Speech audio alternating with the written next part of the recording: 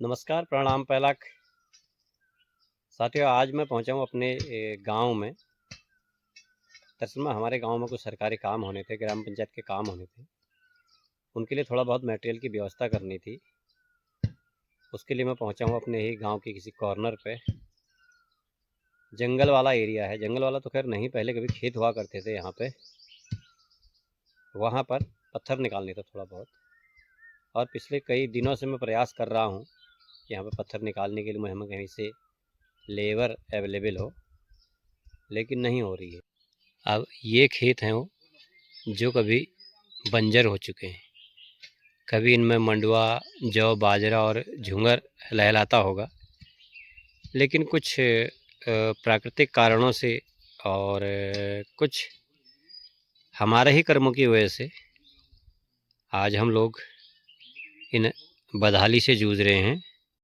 ये देखिए, ये कभी खेत हुआ करते थे, लेकिन नज़ारा आपके सामने है।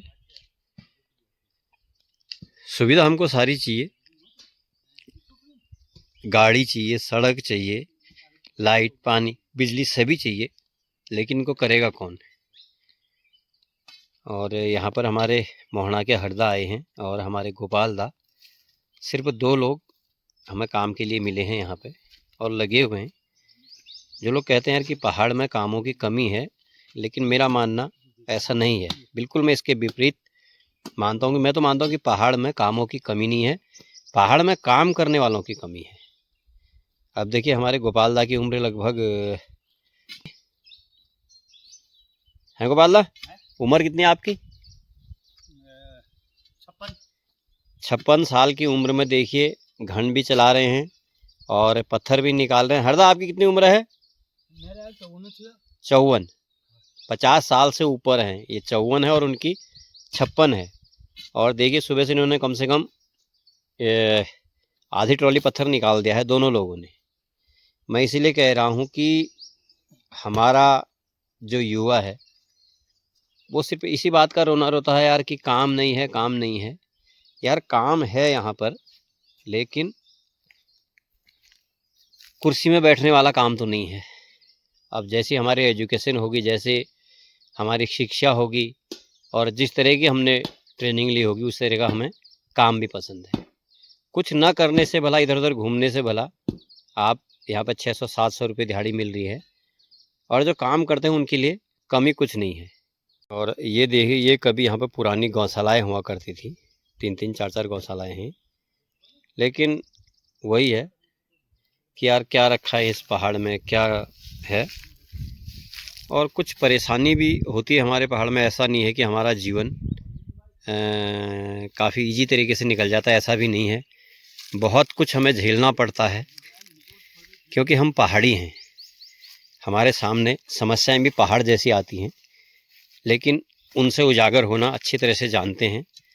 जो टिक गया इस पहाड़ में, जो रुक गया, वो इन समस्याओं को निमटना अच्छे से जानता है। और जो यहाँ से निकल जाता है अपने रोजी रोटी के चक्कर में या फिर किसी और कारण से, उसे फिर यहाँ डर लगने लगता है।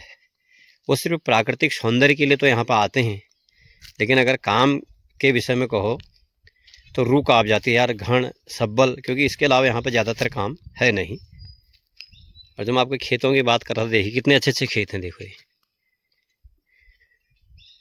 देखिए कितने बड़े बड़े खेत हैं। कभी पहाड़ काट के, ये खेत कोई नेचुरली बने हुए नहीं है, ये भी कभी इसी तरीके से पहाड़ थे। देखो जैसे इधर है, ये इसी तरीके से ये भी थे, लेकिन इन्हें हमारे बुजुर्गों ने, हमारे बड़ों ने काट काट के इस तरह सीढ़ी नुमा खेत का आकार दिया है। और सबसे जो हमारा बड़ा दुश्मन है इस पहाड़ में, इस चीड़।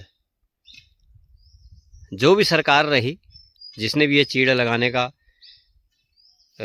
आइडिया दिया इस पहाड़ में, वो हमारे पहाड़ियों का सबसे बड़ा दुश्मन। क्योंकि इस चीड़ ने पूरा पहाड़ ख़त्म कर दिया है। जहाँ देखो चीड़, जहाँ देखो चीड़। और यहाँ पे देखो, ये मालू, मालती कहते हैं वैसे इसे, मालती की बेल, ये बेली होती है। इसमें पेड़ नुमा नहीं होता है इसका, ये मालती की बेल। इसके पहले जब हम ब्याह शादियों में खाते थे तो इसी में ही इसी के पत्तल बनते थे, तोड़ के इसको इसी के पत्तल बनते थे, तो हम देखने को मिलता था। और जब हम आश्रम में पढ़ते तो बसंत पंचमी में कोटद्वार में हमारा आश्रम है, कण्वा आश्रम, तो वहाँ पे बसंत पंचमी में बहुत बड़ा मेला लगता था। तो उस समय भी हम जंगलों में जाके इन्हीं पत्तों को वहाँ से चुन के लाया करते थे।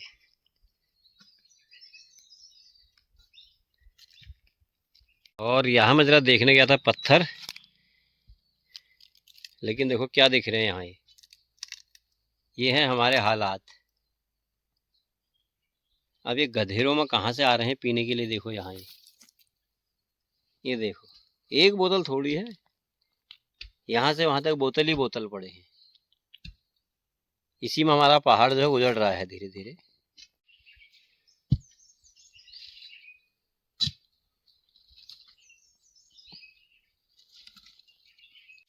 और यहाँ पर हमें लेबर की इतनी प्रॉब्लम हो रही है कि हमने गांव की यहाँ पर महिलाएं बुलाई हैं। महिलाओं को घर का काम भी बहुत हो जाता है, लेकिन उसके बाद भी एक समय पर पहुँची हैं।